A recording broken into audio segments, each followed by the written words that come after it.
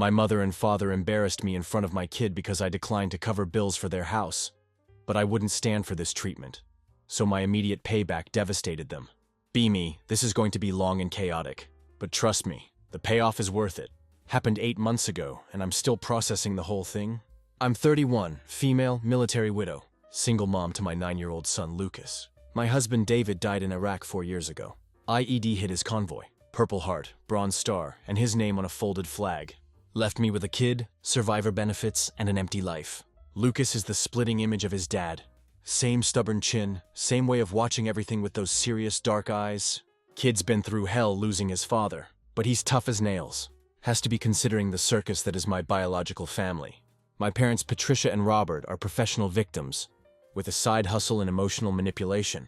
They've been bleeding me dry for years, all to support my younger brother Tyler, who's 29 and has never held a job longer than a Netflix series. For 4 years since David died, it's been the same routine. Tyler needs help with rent. Tyler's car broke down again. Tyler's going through a rough patch. Always Tyler, never ending. Like I won the lottery when my husband got blown up overseas. I work at an electronics retail store in Albuquerque, making decent hourly wage plus commission. Not exactly rolling in cash, but David's life insurance and my smart investments keep us comfortable. We live in a decent rental house in the foothills.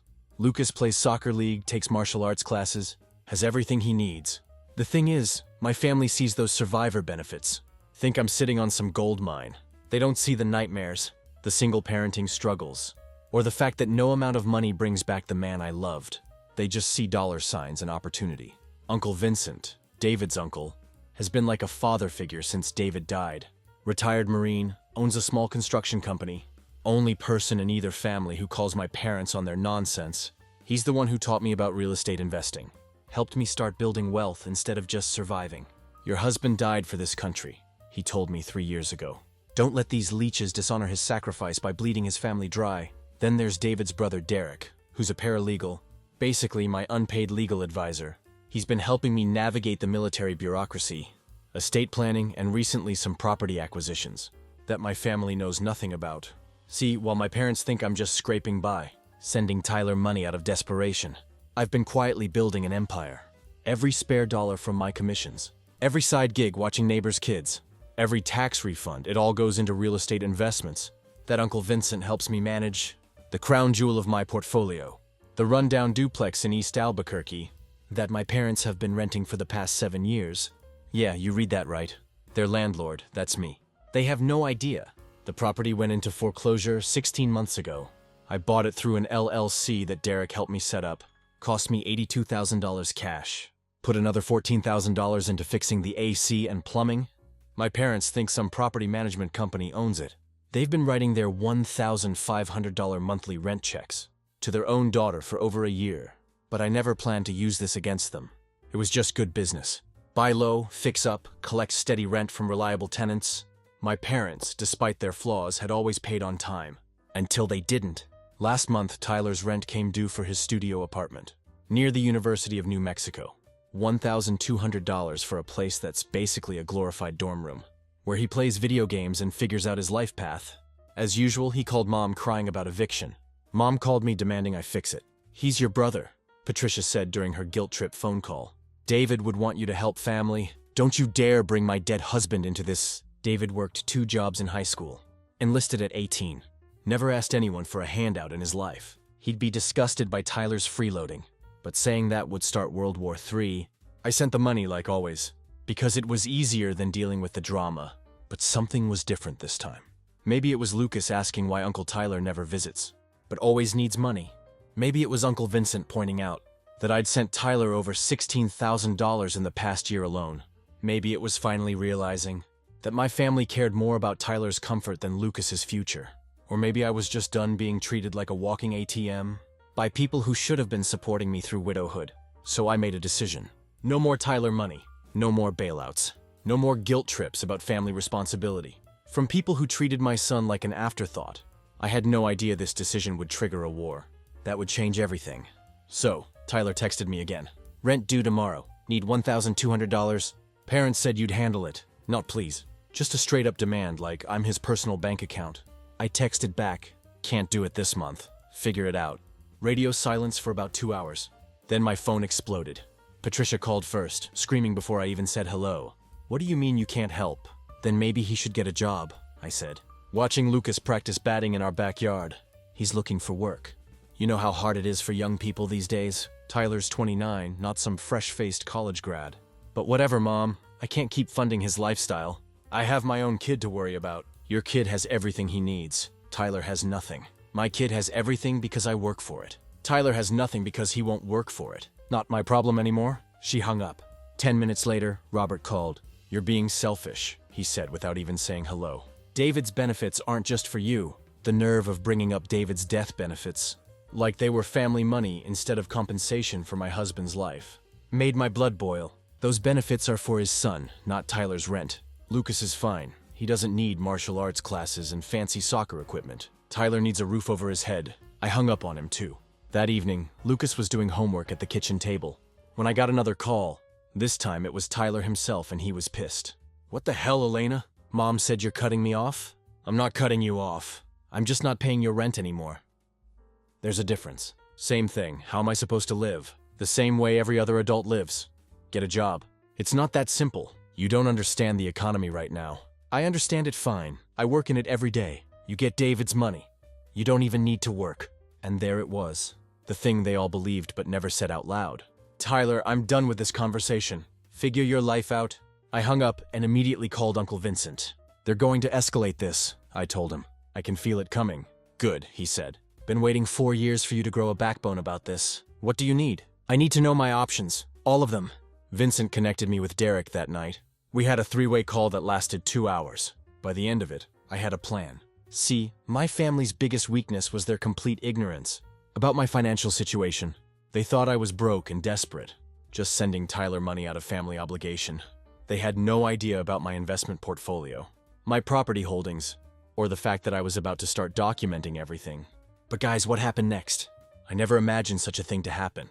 The next day, I came home from work to find Robert and Patricia's car in my driveway. They were sitting on my front porch like they owned the place. And the look on Robert's face told me this wasn't going to be a friendly conversation. Lucas was inside doing homework at the kitchen table, visible through the front window. I really didn't want him to witness whatever was about to happen, but they'd clearly been waiting for me. We need to talk, Patricia said the moment I got out of my car. Not here. Not in front of Lucas. Yes, here, Robert said, standing up. This ends today. I unlocked my front door, hoping I could at least keep this civil, until I got them away from my son. But the moment we stepped inside, Robert started in. You're going to transfer $1,200 to Tyler right now, he said, following me into my living room. Lucas looked up from his math homework immediately, sensing the tension. I already told you I'm not sending Tyler any more money, I said quietly. Yes, you are, Patricia snapped. That money David left should help the whole family, not just you. Mom, Lucas said, is everything okay? Everything's fine, baby.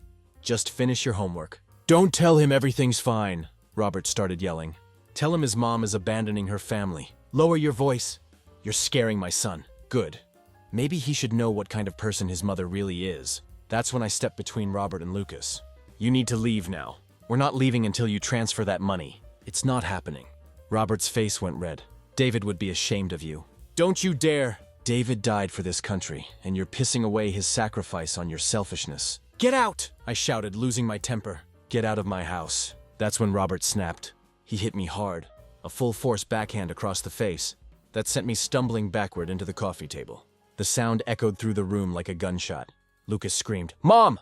I tasted blood immediately, my lips split and swelling. But what happened next was worse than the pain. Robert wasn't done.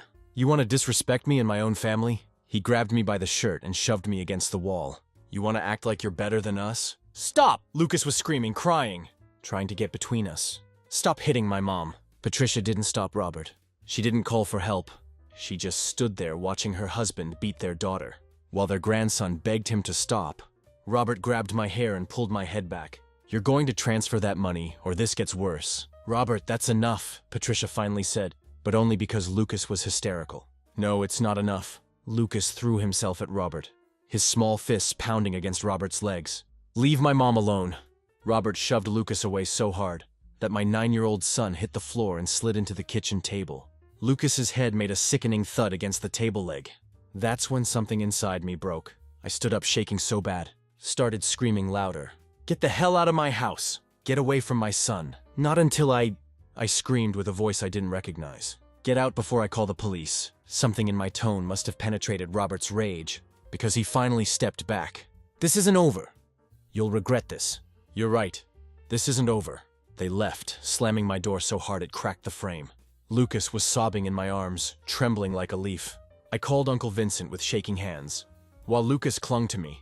They beat me, I said when he answered. In front of Lucas. Robert put his hands on my son. The silence on the other end lasted 5 seconds. Then I'm on my way. Call 911 now. I can't. Lucas is too scared. Elena, listen to me. Call 911. Take pictures of everything. This ends tonight. That night, while Lucas slept in my bed, because he was too scared to be alone, I sat in my kitchen taking photos of my injuries and planning Robert and Patricia's complete destruction. They had no idea what they just started. After 20 minutes, Uncle Vincent arrived with my brother-in-law Derek. Those bastards, Derek said. This isn't just assault anymore. This is domestic violence in the presence of a minor. I don't want to file charges yet, I said. I want to end this permanently and completely. I pulled out my laptop and showed them my property portfolio, my voice getting stronger with each asset I listed. I want them to understand exactly who they've been messing with. But I want to do it right. Completely permanent. Derek grinned. I like where this is going. We spent the next 3 hours planning what Derek called shock and awe. First step was documentation. I started saving every guilt trip text, every demanding voicemail, every nasty comment they'd made about me not supporting family. Derek helped me organize it all into a timeline. That showed 4 years of financial abuse. Second step was cutting off all voluntary contact. No more holiday visits. No more answering their calls. No more pretending we were a normal family. Lucas and I were going full no contact. Third step was the nuclear option, which I wasn't ready to deploy yet, but having it ready felt like holding a loaded gun. Are you sure about this? Vincent asked. Once you pull these triggers, there's no going back.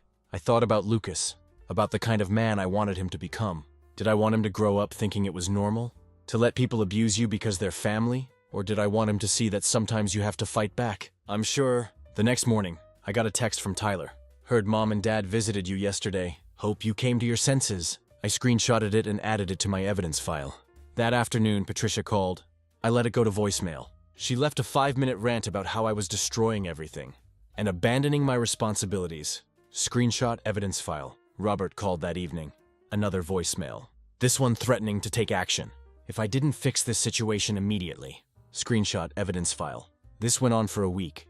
Calls, texts, voicemails, even messages through Lucas's school, which earned them a very firm conversation with the principal and a note in their security file. Every interaction got documented and filed away.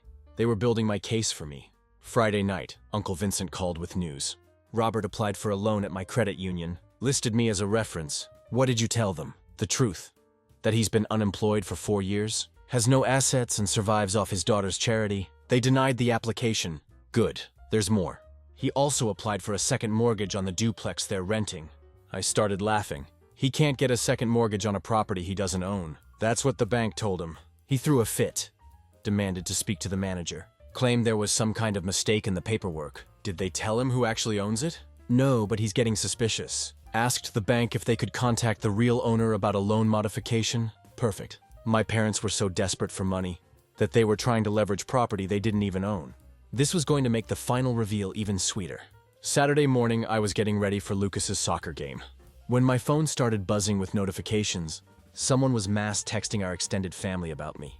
The message sent from Patricia. Elena has abandoned her family in our time of need. Tyler is facing homelessness because she refuses to help. We raised her better than this. Please talk sense into her before she destroys our family. My phone immediately started ringing. Cousins, aunts, family friends, everyone wanting to know what was going on. I sent the same response to everyone. There are 2 sides to every story. Patricia and Robert have been financially abusing me since David died. I have documentation if you're interested in the truth. 3 people asked for the documentation. I sent them the timeline Derek had helped me prepare. Their responses were unanimous. Holy crap, I had no idea. Good for you for standing up to them. But Patricia wasn't done. Sunday afternoon, she posted on Facebook. Heartbroken that my daughter has chosen money over family. Tyler is homeless because Elena refuses to help her own brother. Praying that God will soften her heart before it's too late. The post got 12 likes and 43 comments. Most of the comments were from people asking for context. or pointing out that Tyler was an adult who should support himself. That's when Derek called with the best news yet. "They're 3 months behind on rent," he said. "The property management company just sent me the report. Your parents owe $4,500 in back rent plus late fees." "How is that possible?" "Looks like they stopped paying when you stopped sending Tyler money. They've been using their rent money to support him instead." I couldn't believe it. My parents were so committed to enabling Tyler that they'd rather face eviction than tell him to get a job. "What are our options?" I asked. "Legally, we can start eviction proceedings immediately. 30-day notice, then sheriff removal if they don't comply, and the nuclear option, ready when you are. But Elena, once we deploy that, it's going to get ugly fast." "Do it," I said. "All of it. Time to end this war." Monday morning, I walked into work, feeling like I was about to drop the hammer of Thor. Derek had spent the weekend preparing what he called the package, a coordinated legal assault that would hit my parents from 3 different directions simultaneously. First salvo, eviction notice. Since they were 3 months behind on rent, $4,500 plus $650 in late fees. We had grounds for immediate action. The notice would be served by certified mail and sheriff's deputy, giving them 30 days to pay up or get out. Second salvo, cease and desist letters regarding the harassment campaign.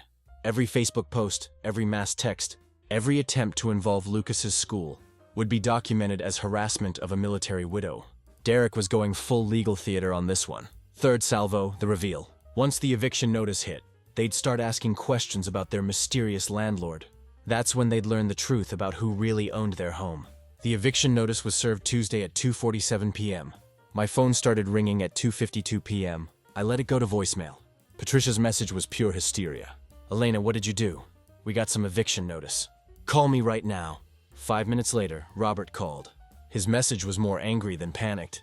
"I don't know what game you're playing, but you better fix this. We're not moving anywhere." I screenshotted the call logs and added them to my evidence file.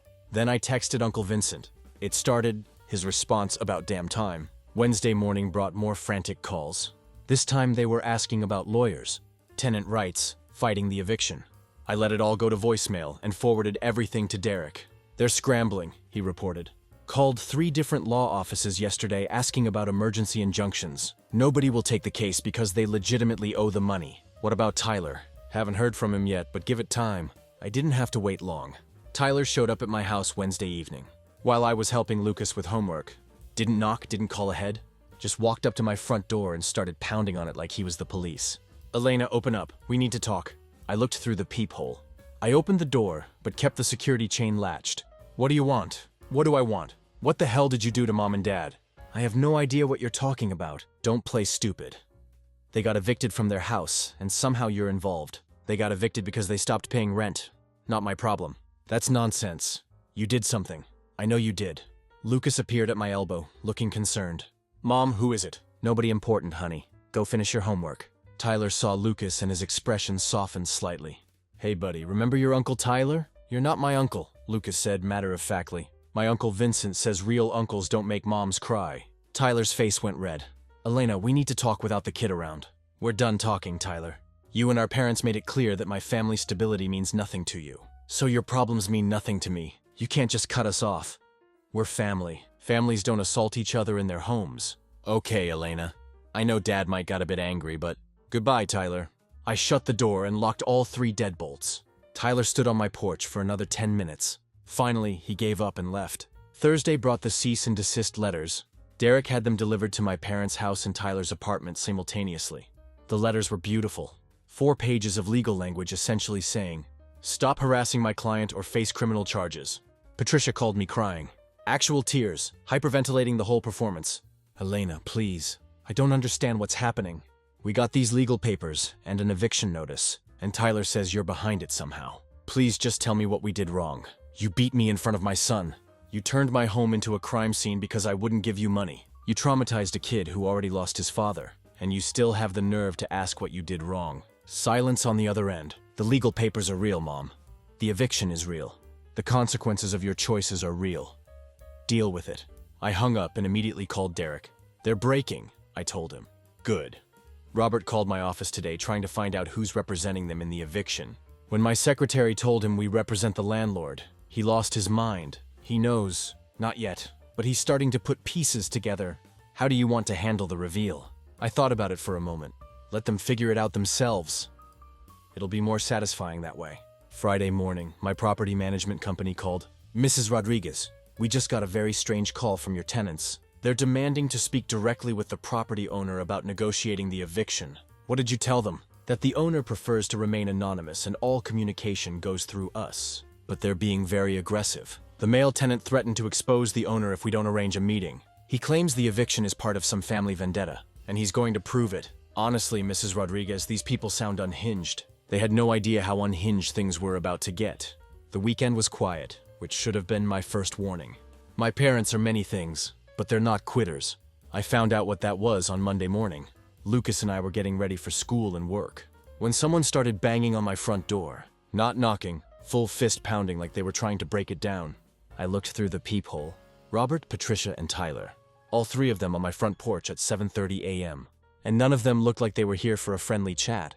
"Elena!" Robert shouted. "Open this door right now!" Lucas looked scared. "Mom, what do they want?" "I don't know, baby, but we're not answering." "We know you're in there!" Patricia screamed. I grabbed my phone and called Uncle Vincent. "They're at my house, all three of them." They look pissed. "I'm 5 minutes away. Don't open that door." "Elena!" Tyler joined the shouting match. "We know what you did." So they'd finally put the pieces together. The pounding continued for another 10 minutes. My neighbors started coming out to see what the commotion was about, which seemed to embarrass my parents enough to dial it down slightly, but they didn't leave. Uncle Vincent's truck pulled up just as Robert was starting to kick my door. "Problem here?" he asked calmly. "This doesn't concern you, Vincent," Robert said, but he stepped away from my door. "My niece is calling me scared because you're trying to break down her door." "Yeah, that concerns me." "She's not your niece," Patricia snapped. "She's our daughter, and she's destroyed our family." "How's that?" Tyler stepped forward, practically vibrating with rage. "She owns our house. She's been our landlord this whole time, and she's evicting us for revenge." "Huh." Vincent scratched his beard. "Smart investment?" Robert roared. "It's manipulation. She bought our house to control us." "Actually," I said, opening the door wider, "I bought it because it was undervalued and needed a responsible landlord. The fact that you're terrible tenants who don't pay rent is just a bonus." Patricia started crying. "How could you do this to us? We're your parents." "You're tenants who assaulted their landlord," I said. "Seems like a conflict of interest." "We didn't assault anyone," Robert protested. "Robert." Uncle Vincent looked at him skeptically. "I saw the bruises, Robert." "That's how you negotiate rental agreements?" "That was a misunderstanding." "Misunderstanding?" I pulled out my phone and showed them the photos I'd taken of my bruised face. "This was a misunderstanding." Tyler snatched the phone before I could react. Started swiping through the photos, seeing all the documentation I'd been collecting. "You've been planning this for months. Give me back my phone." "Not until you delete these photos." Uncle Vincent stepped closer. "Son, you're going to give her that phone back right now, or we're going to have a bigger problem." Tyler looked at Vincent, then at the phone, then made the stupidest decision of his life. He threw my phone as hard as he could onto my concrete driveway. The sound of it shattering was like a gunshot. "Tyler!" I screamed. "That had everything on it." "Good!" he shouted back. "No more evidence for your sick revenge fantasy." That's when Uncle Vincent grabbed Tyler by the shirt and lifted him clean off the ground. "You just destroyed evidence in a harassment case, you little punk. That's a felony." "I didn't harass anyone," Tyler protested. "Really?" "Because I've got security cameras that just recorded you destroying property." After threatening a military widow, Tyler went pale. "You're bluffing." Vincent pointed to the discreet cameras mounted under his truck's side mirrors. "Try me." He set Tyler down, but didn't let go of his shirt. "Here's what's going to happen. You three are going to get in your car and leave. You're not going to contact Elena again. You're not going to come to her house again. You're going to find somewhere else to live by your eviction deadline. Are we clear?" "Or what?" Robert challenged. "Or I release the security footage to the police, and you get arrested for criminal trespass, destruction of property, and harassment of a military family. Your choice." They left. After they drove off, Uncle Vincent helped me collect the pieces of my phone. Most of it was destroyed, but the SIM card survived. "Don't worry," he said. "Everything was backed up to the cloud anyway." Derek made sure of that. That afternoon, I got a call from Derek on my work phone. Just got off the phone with Robert. He wants to negotiate. Negotiate what? He's offering to pay the back rent if you agree to let them stay. And stop the harassment charges. "What harassment charges?" "The ones I'm filing this afternoon. Destruction of property, criminal trespass, threatening behavior toward a military widow. Your uncle's security footage is pure gold." For the first time in years, I felt like I held all the cards. "What do you think I should do?" I asked. What do you want to do? I want them gone, I said. Then let's make that happen. The negotiation that Robert wanted turned out to be the most pathetic thing I've ever witnessed. Derek set it up for neutral ground. His law office conference room, Uncle Vincent and me on one side, Robert and Patricia on the other. Tyler wasn't invited because he was officially considered hostile. After the phone incident, Robert opened with what he clearly thought was a power move. We're prepared to pay the back rent and stay current going forward. If Elena drops this vindictive eviction and stops harassing us with lawyers, Derek didn't even look up from his legal pad. That's not how this works. You're 3 months behind on rent to a property owner who has legitimate grounds for eviction. The criminal charges are separate and non-negotiable. Criminal charges? Patricia's voice cracked. What criminal charges? Robert's face went red. This is insane. We're her parents. You're also her tenants, I said calmly. And you've been terrible at both jobs. Elena, please. Patricia tried the waterworks again. We can work this out as a family. Family? I pulled out a printed timeline that Derek had prepared. Let's talk about family. In the 4 years since David died, you've demanded $17,200 in Tyler payments. You've guilt-tripped me about family responsibility 134 times, via text or voicemail. You've threatened me 26 times. Then you attacked me in my own home while my son watched, and begged you to stop. Patricia stared at the papers. Family doesn't keep score like this, Robert protested. But his voice was shaky. You're right, I said. Family also doesn't beat each other or traumatize children. But here we are. Uncle Vincent leaned forward. Here's what's going to happen. You're going to take one of 3 options. Choose carefully because this is the only negotiation you're getting. He slid 3 folders across the table. Option 1. You pay the $5,150 you owe in back rent plus damages. Agree to a structured payment plan for ongoing rent. Submit to monthly financial oversight, and sign agreements never to contact Elena outside of necessary landlord-tenant business. Tyler also agrees to pay for Elena's phone and enters a no-contact agreement. Robert opened the folder, and his face went white. Monthly financial oversight. What the hell does that mean? It means, Derek explained, that you provide bank statements, employment records, and spending reports to ensure you can actually afford the rent before wasting everyone's time again. That's humiliating. That's accountability, I said. Uncle Vincent continued. Option 2. You leave voluntarily by the eviction deadline. We provide a neutral rental reference for your next landlord, and the criminal charges get reduced to fines and community service. And option 3? Patricia asked quietly.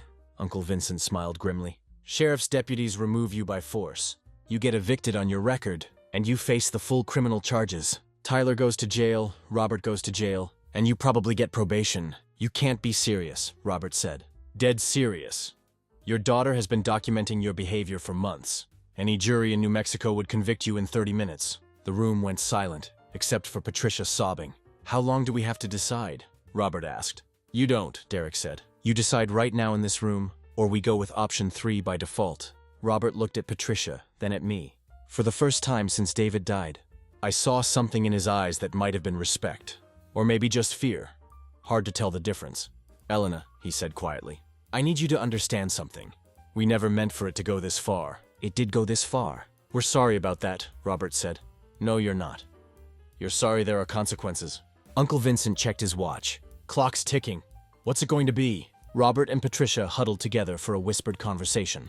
I couldn't hear the words, but I could see Patricia shaking her head, while Robert got increasingly frustrated. Finally, Robert straightened up.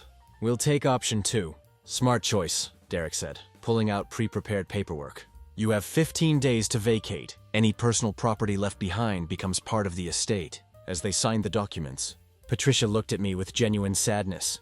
Elena, I know you hate us right now, but we really did love you. We still do. I know, I said. That's what makes this so pathetic. They left without another word.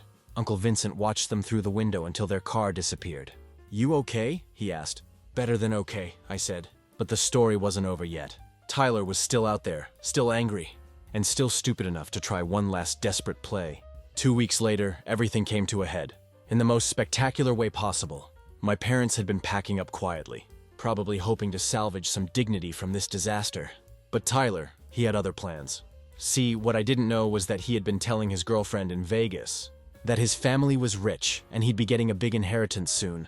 When that inheritance turned into eviction and criminal charges, she dumped him and kicked him out. So Tyler came crawling back to Albuquerque with nothing but rage and a plan for revenge. The plan was simple. If he couldn't have a comfortable life funded by his family, then nobody could have anything.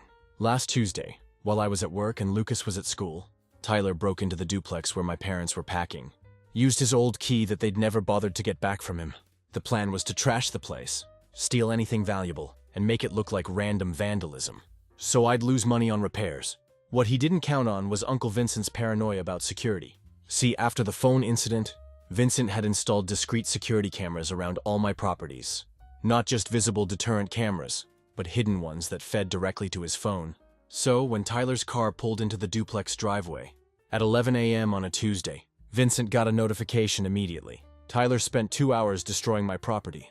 Kicked holes in walls, shattered windows, ripped out kitchen cabinets, even took a baseball bat to the bathroom fixtures. The hidden cameras caught everything in high-definition quality. Vincent called the police and Derek, then called me. Your brother just made the biggest mistake of his life. I've got it all on video. The cops are on their way. I left work immediately and met Vincent at the duplex. The damage was incredible. Probably $16,000 worth of destruction.